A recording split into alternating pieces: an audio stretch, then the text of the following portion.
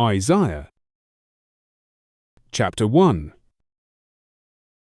These are the visions that Isaiah, son of Amoz, saw during the reigns of Uzziah, Jotham, Ahaz, and Hezekiah, the kings of Judah, about things that were to come upon Judah and Jerusalem in the future. Hear, O heavens, and pay attention, O earth, for Jehovah spoke and said this: I fathered sons and I raised them, but they've paid no attention to me. Although every ox knows its owner, and every burro knows its own master's barn, by Israel I am unknown, and my people do not understand. So woe to you, sinful nation, for you're a people that's filled with its sins. You're an evil offspring and lawless sons, since you have abandoned Jehovah, and Israel's Holy One you have provoked. So now you've been pushed to the rear. Why be struck down for your lawless ways? For your head is in a miserable condition, and your heart is in great distress. Nothing is healthy from your head to your feet. Your wounds and contusions are inflamed and unhealed, since no one has dressed them or applied oil, nor have they come here to wrap them. Your land has been completely destroyed, and all of your cities are burned. They've devoured the land that's before you. By strangers it has been destroyed, and foreign peoples have wiped it away.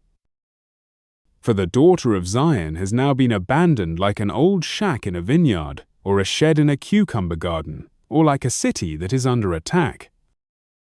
So, unless Jehovah of armies should choose to leave us an offspring, like Sodom and Gomorrah we will be. Therefore, hear the word of Jehovah, O you rulers of Sodom and you people of Gomorrah. Pay attention to the laws of our God. Because he is asking you this: what good are the things that you offer to me? For of your whole burnt offerings of rams I've received more than enough, and too much fat from your lambs. Yet I never asked for the blood of your bulls, or the blood of your goats. And I don't want you coming to stand before me. Who asked for your hands to contribute such things? So I'll not let you trample my courtyard again.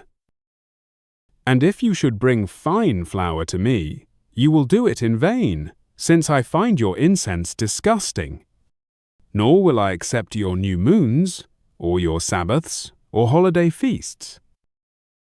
With my whole soul I've come to detest all of your fasts and your Sabbaths, as well as your holidays and your new moons, for with you I am filled to the brim, so I'll not overlook your sins any more. Then I'll turn my eyes when you hold out your hands and not listen, no matter how often you pray, because your hands are so filled with blood. Why not bathe yourselves and get clean?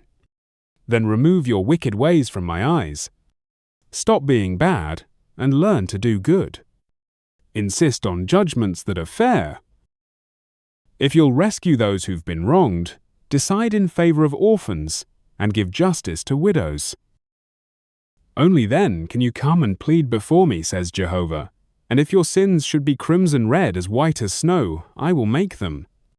Even if they are like scarlet, I'll make them as white as fine wool. If you should choose to listen to me, you'll eat good things that come from the ground. But if you choose to not listen and to rebel, I'll send the sword to consume you. Yes, Jehovah actually said these things. How did Zion, that city of faith, become a whore so worthy of judgment? For murderers exist where justice once slept. All of your silver is tainted, and your merchants all water their wine. Your rulers resist all persuasion, and they serve as partners to thieves. They are also lovers of bribes. None will stand up for orphans, and none will give justice to widows. Because of this, says Jehovah of armies, woe to you, O Israel's mighty, for my rage against the contrary won't cease, and on my enemies I'm now passing judgment. Against you I'll be raising my hand, and I'll scrub you until you get clean. I'll destroy those resisting persuasion, I'll remove all the lawless among you, and I will cut down your proud. Then I'll give you judges like those in the past, and counselors like those who lived long ago. Then the righteous city you will be called, the trusted mother city of Zion. Through justice and mercy, she will be saved. When I break the lawless and sinners, and those leaving Jehovah are gone. Of the idols that they have preferred, and those sacred gardens which they have loved, they will then be ashamed. For they'll be like fallen pine needles, like parks that don't have any water. Their strength will be weak like the stubble of hemp, and the things that they do will then be the sparks that burn the lawless and sinners, flames that no one can extinguish.